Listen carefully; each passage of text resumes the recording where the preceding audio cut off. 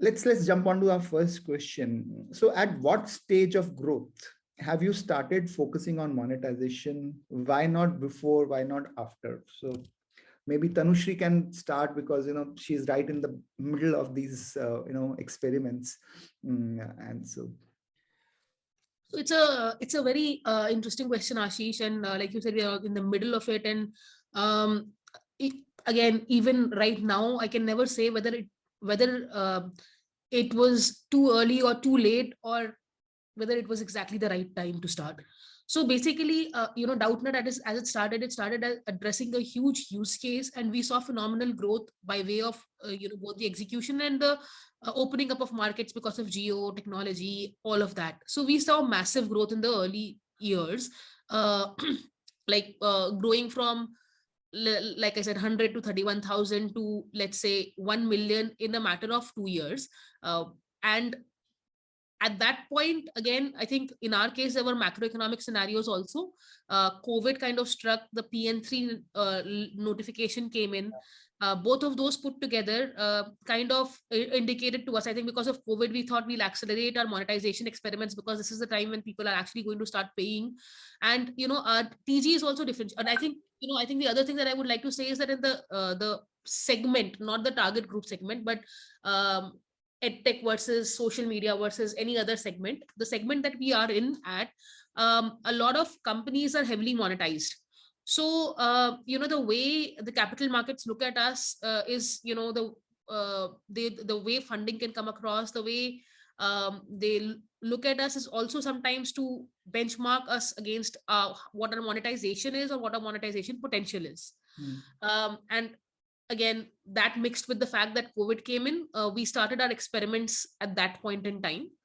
Now, like Ashish, I said, I can never, until the end, when the revenues really scale up, I can never be sure if it was the right time or if it was not the right time to start it at that point.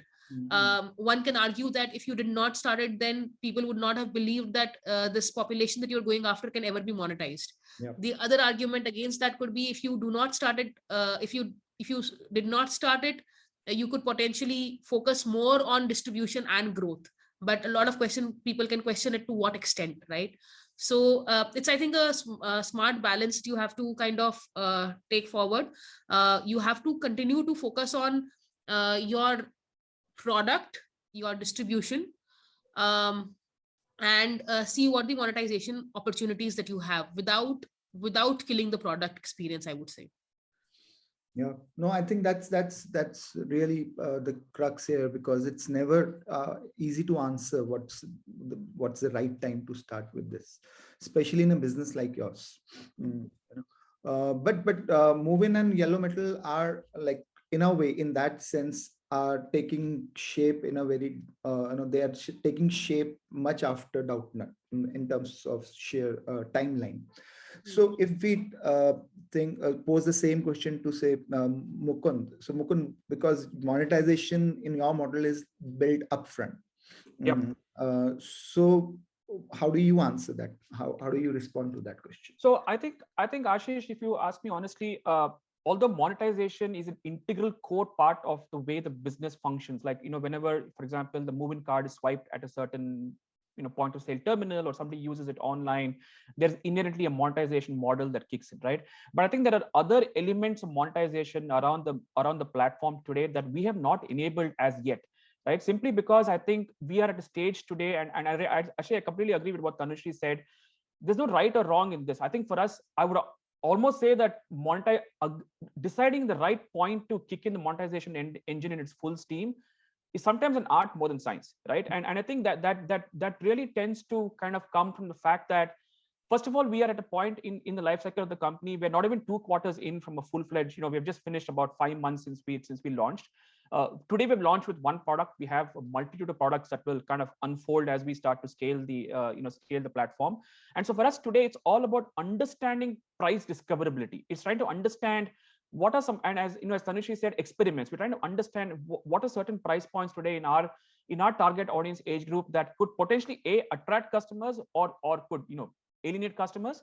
But I think what we are consciously trying to do at this point in time, and when you talk of monetization as a concept, is we're trying to create a monetization framework. And when I say a framework, I mean that we want to build a framework which comprises both tech and operations, where I can literally price my experiences, my product and services at a tailor-made a point that serves each of my target audience segments, right? And to me, that is scale I want to build in the organization today from a monetization perspective, that come tomorrow, come 18 months from now, when certain elements of my system are starting to fire, I should be able to bring those monetization engines up and start having them functioning in the manner I want it to function, but very quickly, right? Because I think it's very easy for us today to approach the market today with a certain approach to monetization and build only for that, but not really think about, okay, 18 months from today, that game could be very different. And I should not be in a position where I built up so much debt on my side, from a framework perspective, that I'm not agile enough to actually respond to those changes, right?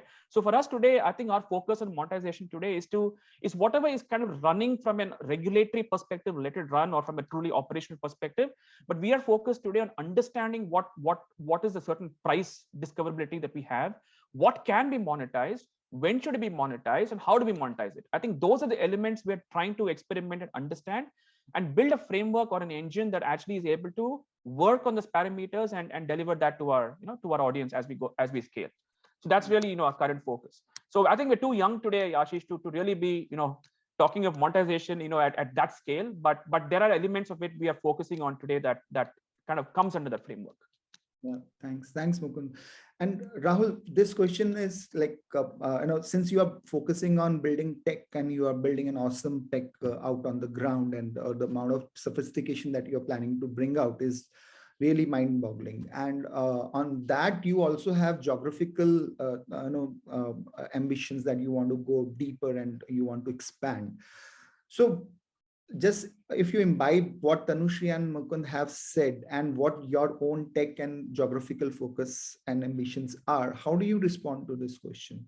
See, thankfully, people are happy to pay for gold loans. They've always been paying for gold loans, and honestly, they've been paying more than what they're supposed to pay for gold loans, which is where we come in, right? We want to teach them to pay less and probably be more efficient at what they're paying for, and be aware of what they're paying for, right? Which is where our technology part comes in, right? We want to make this a product very, very efficient for them through technology, and we want to build awareness of things that they're paying for that are unnecessary. If you look at current products that exist in the market, come with a lot of baggage. There are at least potentially about 5 to 6 hidden charges that can be totally removed. People don't understand some of these charges at all. And the pricing is another very dark area today. Even if you want to get a gold loan, it's always an emergency product. People tend to just jump on the gun, get whatever is available at the fastest possible nature and the nearest possible place.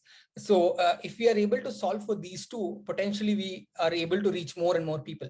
And if we reach more and more people, our tendency to cut down on the time to reach to our break-even point reduces. And potentially today we are already 5 or 6 months into business. We are breaking even every town we enter in less than 6 months. So if we build this awareness faster, we can go horizontally to many geographies and break even faster as well, right? So that is how we treat monetization and the way we want to build the product around. Great. No, thanks Rahul for that. And although we have covered some shape of question, the question that is coming up, I think all three of you have touched some aspects of that already, but let me pose that in any case to you, that how do you strike a balance between growth vectors and monetization, especially as you think about profitable monetization? So maybe Rahul, you can maybe start with this. Sure. See, I think to an extension of what I said, right? The why do we grow? We are very inclined towards growth because we know for sure the more people we reach out to, the likelihood of breaking even becomes faster. So to get to more people in small towns, we just need to be operational in many towns, and that is what we are inclined towards, horizontally growing to all the locations that people need gold loans in. So the way we want to do it is to grow and monetize at the same time parallelly. And that helps in this business, right? Like the people are ready to pay. It's the trust that becomes challenge for us. Every new place that we go to, it takes time for people to believe to hand over that gold to you. you're always new, and that trust comes in by time. So the faster we go to these towns, the faster they trust us, and more likely they'll engage with us. That's the balance that we want to strike with trust and brand, and eventually monetization will follow with these two. Okay, and Tanushree, any thoughts? So, Ashish, I think you asked about growth vectors and monetization. Now, I'm assuming growth vectors is also related to monetization in this case. And so, what I would say is that to begin with, one would need to understand if at a unit level you are building a sustainable business. Once you know that at a unit level the business is sustainable, then I think I would rather, especially given the kind of business that we are in, where we are going after masses, I would rather go after growth than profitability. Of course, given that the capital is available to you.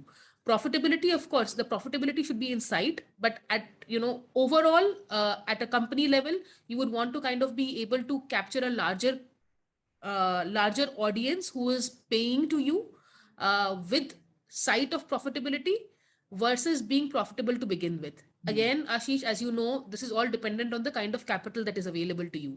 If the capital is limited, you would obviously go after more profitable growth to begin with at the first unit level itself. No, I think that's a very important point, that availability of capital actually plays an important role in deciding the prioritization. Yeah, and Mukund, any thoughts from you on this? Yeah, I mean, look, I think, as you know, as both Rahul and Tanushree have said, so monetization, I think, even from look at our own perspective, it, I think, is a function of the growth vectors. Like, for example, if I have to be profitable eventually, as Muvin, as a fintech company, I need to have customers, I need to have active customers, I need to have them transacting on the platform, consuming the services, and out of those will come my revenue metrics, and that will then hopefully drop into the bottom line. And I think one thing that that we, I think, as a company want to keep actually a very, very strong eye on is on CAC. I think what it's easy for us, for somebody in our kind of line, to get very swayed from is, while you're chasing I think top line metrics, I think if we don't progressively see reduction of CAC over a period of time, I'm basically then building a model which is unsustainable in the long term. I have to keep feeding that that animal to keep it running on its own steam, right? And I don't think that's a model we want to be in. I think today we're focused on growth vectors that will help us get to that point. And I think that's a little far, quite a distance away from us. I would say at least 18 to 24 months, probably even more, right? But for us, I think profitable monetization for us is not something that today we are focused on. But I think as we start to reach that point where these growth vectors start driving more affordable customer acquisition retention over a long period, profitability should automatically drop to the bottom line. And I think one of the I always tell Vineet that one of the companies I truly admire from that perspective is Zerodha, right? I mean, you look at the kind of business that they are in. They've literally, I think, in the last FY21 results, they're almost, I think, at a ridiculous 30% or 40% profit margin. And I think that's primarily because of the fact that it's become almost a pull product. Like, people go to Zerodha not because Zerodha tells them that you have to come to my app and subscribe to my services. It's because people want it, right? And I think in some ways, actually, I'm a little envious of Rahul, because obviously, being in the lending business, you're in the pull business. But in our case, we have to, in a sense, there's a lot of effort we have to spend today in terms of explaining the category, explaining the benefits, getting people to make that fundamental shift in behavior from where they were to where we want them to be. And that's a journey by itself. So I think we have to invest in that to create a monetization engine that will eventually yield profitability in the long term. And if we sacrifice all of that to achieve short-term profitability, I think we will do that maybe for a quarter, 2 quarters, 3 quarters, but at some point it's going to explode, right? So I think we are building for the future. And for us, those growth vectors in terms of customers, repeat customers, MEUs, engagement rate, the standard stuff that you would talk about, those for us are super important, right? And that's where I think we are primarily focusing on today as a business. Yeah. Thanks. And it's actually interesting that you mentioned about Zerodha and the pull product, because, when we were talking to Tanushree and Aditya in the beginning of DoubtNut's journey, this was the whole debate to kind of, how to make sure that it's pull and not push. And it's remarkable how things have panned out. So Tanushree, a question specific to you, when we are discussing DoubtNut, what kind of new challenges you faced when you started hunting monetization in Bharat markets? And a related question is, what are the future monetization opportunities for you beyond current markets? So Ashish, when we started looking at monetization for DoubtNut, I've already talked about the base of users that we have. Yeah. So let me again, take a stab at the explaining the base of the users. So DoubtNut is the most penetrated app, whether it is in tier 1, tier 2, tier 3, tier 4, tier 5. Having said that, given that we are going after tier 1 to tier 5, because of how India's population is split, on DoubtNut, if you were to see what is the split of the users, more people will be from tier 2 to tier 5. Some people mistake it as DoubtNut being only for tier 2 to tier 5. That's not the case. But this is how India's population is split. So when we started monetization, what we wanted to make sure is that we are not only monetizing for tier 1, because that has been done to the death by most players. Because if we take that path, we will not know how to monetize for tier 3 to tier 5. A large part of our users were Hindi medium users, and we wanted to make sure that we understand what product they will need, what they will pay for, how they will pay for, and at what frequency, at what pricing, etc. At that point, going after these users, I think the biggest question or challenge that we saw is that 60 to 70% of these users, even our paying user base, this is the first time that they have made any online purchase across categories, including Amazon, Meesho, Flipkart, etc. Like the only thing that they were paying for before this, which was not tangibly physical, was a phone recharge. So that is one of the biggest challenges. And to your question around pull versus push, while students were willing to pay, but they did not know how to pay. So to kind of educate them to basically go to a kirana store or go to a recharge shop and make the payment was one of the bigger challenges that we were seeing. Apart from that, I think again, in education, there's always been this debate about parent versus students. In our case, in DoubtNut's case, 80% of the time student has been the decision maker, so we are not faced with that challenge as much as other players are. To your question around what are the other target groups, again, we are just very early in monetization right now. So within this target group also, there is a huge potential. But other than that, again, we've started with Hindi medium. We are starting with English medium right now. This is within India. Because we are a technology company and a technology and a product company, we have the ability to take this product outside of India also, and fairly easily. We have not done it as yet. And I think that would post monetizing India, that would be one of the biggest. And again, when you take it outside India, you don't necessarily need to only monetize for courses. You can actually monetize for doubts, etc. Chegg has a revenue of about $780 million per annum, of which 90% is coming from doubt solving. So there are clear, and they don't even have a product. It is basically it's using services. So there is a clear benchmark of how this product can be monetized outside of India as well. And no, that's great and interesting to. I know this is an interesting insight, which at times people forget that you're dealing with tier 2 to 5 and young kids who have never paid online, and maybe they are ready to pay, but they don't know how to pay, is a challenge in itself, and it directly impacts. It's in a way, therefore, a market development activity that you will have to take. Something like Flipkart and Amazon were doing exactly much earlier, when they were spending a lot of time and resources in developing. So in a way, you are also in that boat where you have. And I think that also impacts the way we are collecting payments, Ashish, because what happens is that if payments was extremely seamless for them, we could have done a monthly payment or what you call very easily sachet payments. But right now, a lot of these users have to go 5 to 10 kilometers to make that payment. So you don't want that to be a very frequent thing, because then it's not only about us not being able to collect that payment, but their education journey also suffers. Because let's say, I mean, for example, if my Tata Sky doesn't get recharged for 10 days, I would not be able to watch a serial. But if their DoubtNut doesn't get recharged for 10 days, they lose lessons for 10 days. Yeah. No, that's an important thing. And I think as you evolve as a business, I'm sure you'll find solutions for this. So Mukund, coming to specific question for you, like, so are you willing to postpone monetization in exchange for say, customer behavior change of teenagers towards higher financial literacy and financial decision making?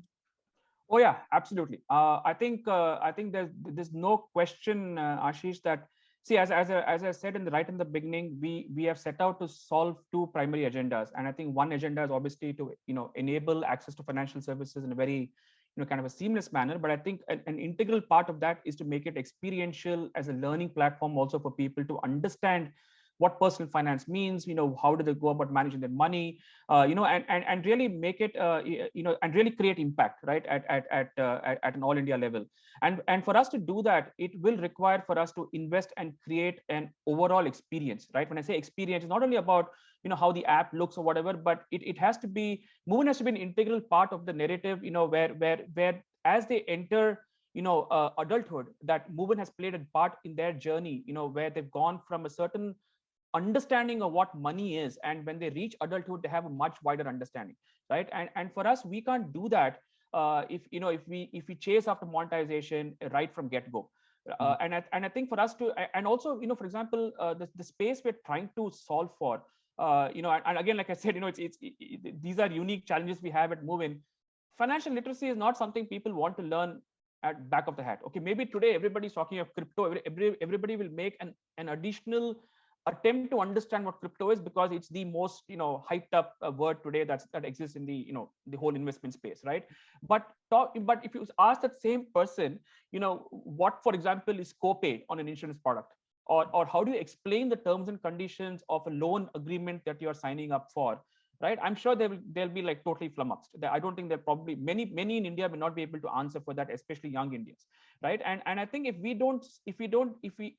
embark on a journey where we're constantly trying to chase the fintech part of what we're trying to do, rather than also looking at the literacy part of it, I think we will have done injustice to the platform, and I think eventually this will fail, right? So we are completely clear that as we scale the platform and as we evolve Muvin as a platform, that if we are not enabling financial literacy as another pillar in the overall story, we are then we are falling short of what we set out to be, and B, I think we will end up being just another payments platform. I may as well rebrand myself to Muvin Payments, right? And that's not what we want to be. Muvin has to be a brand, and I think we eventually want to be in a position where schools and colleges invite us to be a part of their ecosystem, not because we have this fancy new method of paying for their their coffee at the Coffee Day Express.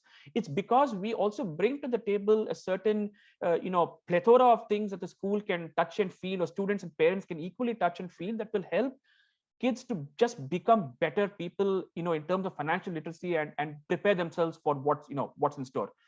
So yeah, absolutely, without a doubt, we are more than happy to make those adjustments and really make sure we deliver on the vision in entirety. Yeah, well, actually, I have a follow-on question, but let me first go to Rahul. And so, Rahul, in your business, monetization is off the bat given healthy margins in secured lending. How do you think about margin split between yourself and the financing partners? See, I would. There are two clear parts for both of us to play in the model that we have chosen for different reasons, right? There is a financial partner involved always in our transaction. The financial partner that we expect out of him is the compliance part, the diligence part, the operations part, physically on the ground, and also his ability to help customize the product for us. That is in favor of the consumer's experience.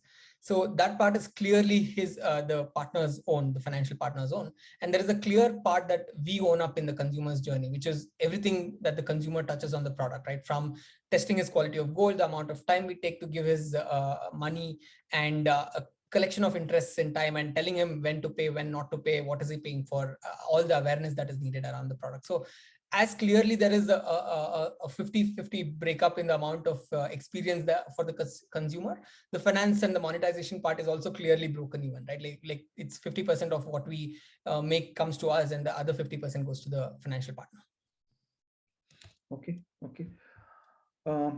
And so, Mukund, coming back to you, are you expecting competition to ready the market for you, or do you have to push for monetization in an already ripe market? How does that drive product decisions?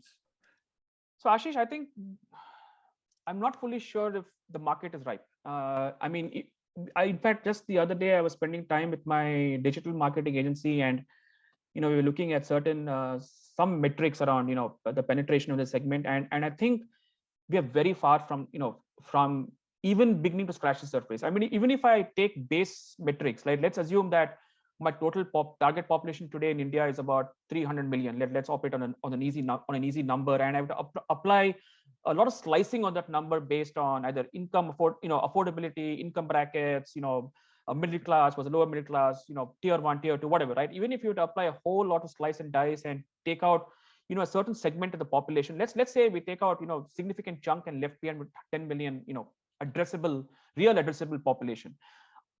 Honestly, if you ask me today, how much of the real addressable population today is fully aware of the category? How many of them know that there are products that exist that fulfill the needs of this category? And how many of them are true market leaders in this category? And I think we have not yet reached that point. So I think if you honestly ask me today, that there's still a lot more today that we have to do, and that includes us and maybe even the 3 or 4 players we compete with, to actually educate the real users today in India about what this category is and what benefits it brings to it, right? And I don't think, obviously, having 3 or 4 of us in the same segment helps the cause, because obviously, it means more people are talking about the same, the same aspect, but doesn't make the challenge lesser, right? I mean, it still requires a huge amount of push, from our side, or a huge amount of investment in trying to educate our target audience about the benefits of picking up financial literacy from a young age, or moving to a digital form of payments away from cash. All of these are behavioral changes. And I think even if you, for example, look at I come back to an example. UPI, for example, for a long time in India was not the preferred mode of payments. The pandemic set it in motion, right? There was a seismic shift that happened once a pandemic set in, and then UPI just became a default. It's become a habit now, right? That today dominates the payment space. And I think for what essentially what I'm trying to say is, for Muvin to be that product in that category, where it is a default, the brand or the default app that people will go towards, or one of the two, right? And that is a long journey away, Ashish. And I think that's where I don't think we can ride on the efforts of our competitors or other players who may come in our space. I think it will require a lot of investment from all of us collectively in this area, and specifically from us, because we have a certain different approach maybe to what the others have. So yes, absolutely. I don't think we can piggyback on other people. It's going to be a lot of effort on our own. And Tanushree, building on this, and since you mentioned that you will have that market development responsibility, in a way you are already shouldering that responsibility around when you build monetization from tier 2 to 5. So do you think that kind of, in a way, you are building this for the next DoubtNut 2.0, 3.0 entrants, easier to actually build further on the rails that you are today laying down?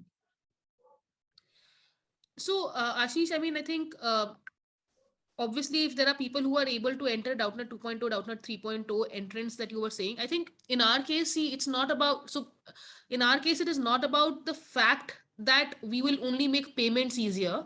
DoubtNut in itself is a product that is being able to penetrate, and therefore we can afford CACs which these people can actually pay for once the payment is solved for. So it is not only about solving for payment. There are a lot of different steps that go towards that last step of payment. So if there are companies that are able to solve for that penetration as easily as we are able to do it today, and therefore get people to want to pay, then of course what we are building is going to help solve for that. As of today, the payments is not the only thing that we are working on. What is the most important thing is the ability to penetrate, the ability to retain those students, because of which we have CACs which are, let's say, 1/10 of our competitors, which allows us to even operate in that segment. Yeah, makes sense. And Rahul, do you plan to move in other areas than gold? And is the focus going to be in the certain TGs? And if yes, Ashish, to give you a sense of the scale of gold in the country, right? It's ridiculously big. To start with, it is probably the amount of household gold in the country is twice bigger than the Fed reserves in US and China. That's how much we have hoarded gold in the homes, right? And a large part of this lies in the rural towns. This is close to 65-70% of this is sitting in the homes in rural, where people have not had consistent cash flows like all of us who get salaries. They've just been, the only thing that comes up to their mind when they earn money is to go buy gold. So if there is so much gold, and if there is the TG that we specifically have bumped into that has this, why go somewhere else when there is an asset that we can monetize 100 times more than what it is in the organized market today? Yeah, so that will remain for a long time, right? Like we don't foresee in the near future to either change our TG from rural India to anywhere else, or to another product or an asset class like other than gold. We don't want to do that unless we have substantially penetrated to all the 5,500 towns of the country. Wow, that will be such a huge scale, actually. Yeah. And really will be super proud to see you achieve that. Thank you. All our best wishes to you. Thanks a lot. Thank you, Ashish. So, Tanushree, since you mentioned this interesting point early on, that around the flow of capital is so important around how you select your monetization model, and also make a choice between monetization, timing, channels, and etc. So if the flow of capital slows down from here over the next few quarters, how will you scale from here or defend the existing scale of operations? So Ashish, I think again, given where DoubtNut is, there are 2-3 paths that DoubtNut could take. I think the most obvious would be to scale if the capital slows down. The most obvious path would be to scale revenues to make the difference between what you are spending on product, data, technology, distribution, and what you are making from revenues. Bridge that gap as much as possible, so that you can continue to operate. And when there is if the funding cycle goes down, it comes up also. And when there is funding coming along, you are in a much healthier position in terms of cash flows, etc. So I think that would be one of the more obvious paths to take if there is a slowdown in the capital markets. And Rahul, how do you respond to that? See, I think largely our growth going horizontally might slow down, particularly when there is a crunch on cash. And today our burn largely goes into the technology piece to sort of build things that are not built yet in the gold loan space. But as a product, operationally, we don't really spend a lot. So our growth will remain, but not at the same pace as what we intend to grow at, right? We'll still grow, but we will be a little more conscious on the technological investments that we will do, which comes at a substantially higher cost than running operations.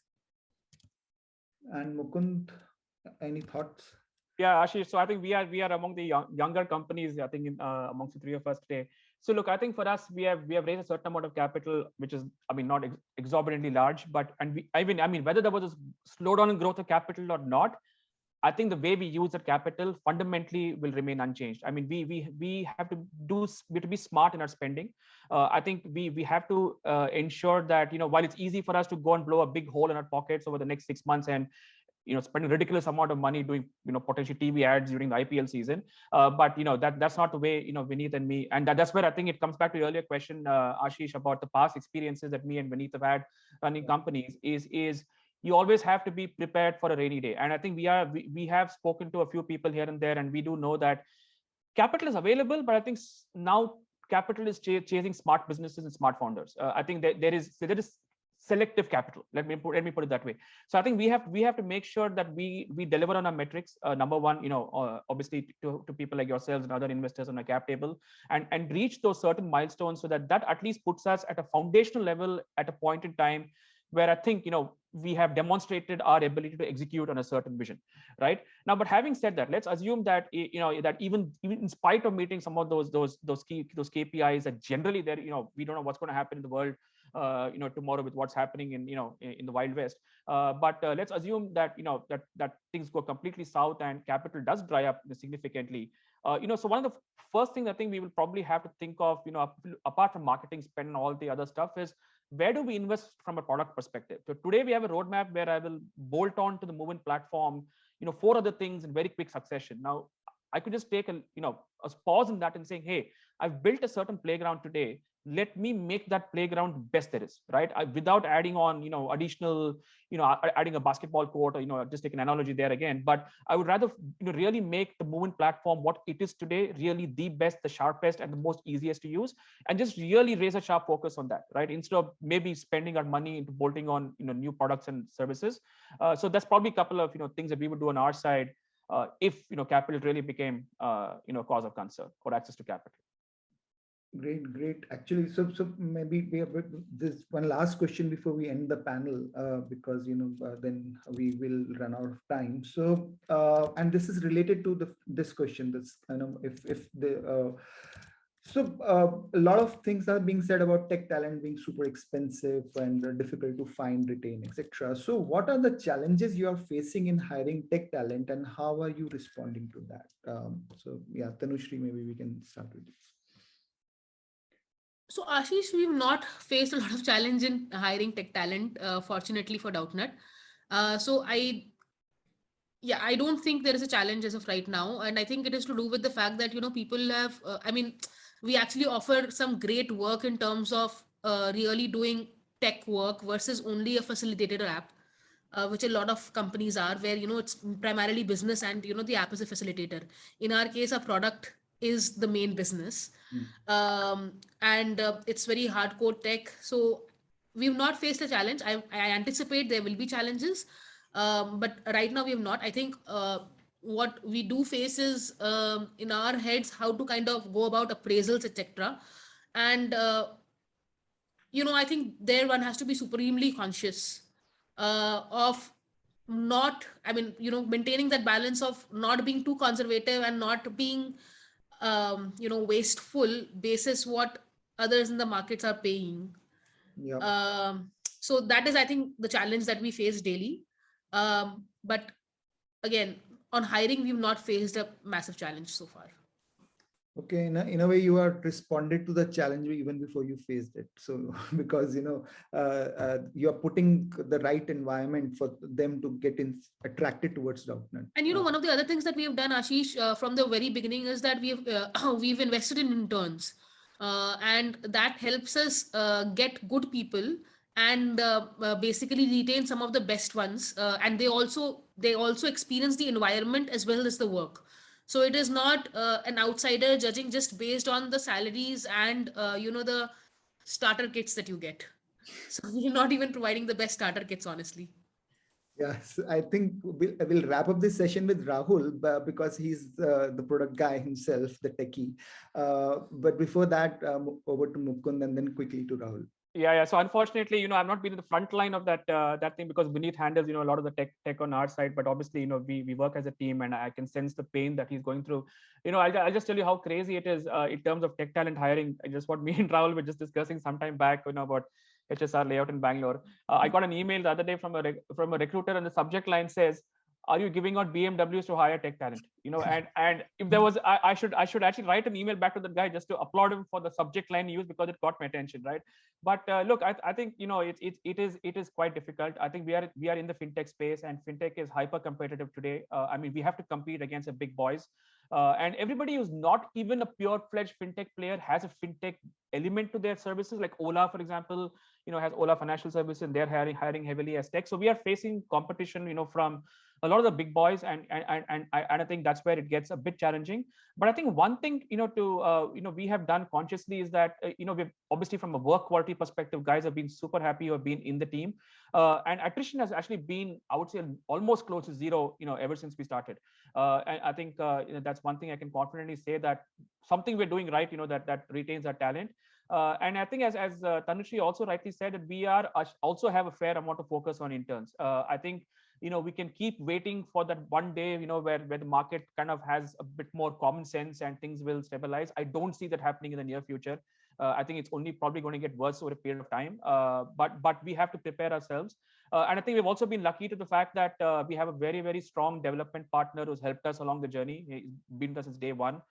Continue to work with them to help us, when we need that help. So that's given us a bit of elasticity, to kind of cope with the challenges we face from a tech from tech perspective. Great to see hear both Tanushree and you saying that, look, you are actually in a way on the reverse side of this whole issue, where you are able to attract talent regularly and able to retain also them, and that's excellent. And so, Rahul, over to you for the wrapping up of this session, and because you're the most relevant person when it comes to tech hiring and building tech. Rahul, you're on mute. My bad. So Tanushree, I think seriously had a very great strategy or an advantage over this, right? We are facing extreme amounts of difficulty hiring the right talent. And to mitigate that, what we've done is a combination of two things, right? What Mukund and Tanushree was saying, look at the junior folks, and we've started working with some really great mentors who sort of step them up in their skills. That's one thing that is working out well. We've also sort of started working with an external agency to foster our development, at least till the time we get these juniors hands-on. So these are the two things that are working for us at this point in time. But talent, I think, is like Mukund rightly pointed out, getting right talent in HSR layout is difficult. So Ashish, I know you wanted Rahul to end this, but while everybody was speaking, the other thing that came to my mind is that we are focused on not keeping a very large tech team. So, sometimes we start thinking of them as commodity and thinking that, jitna large hoga team, utna badhiya product banega.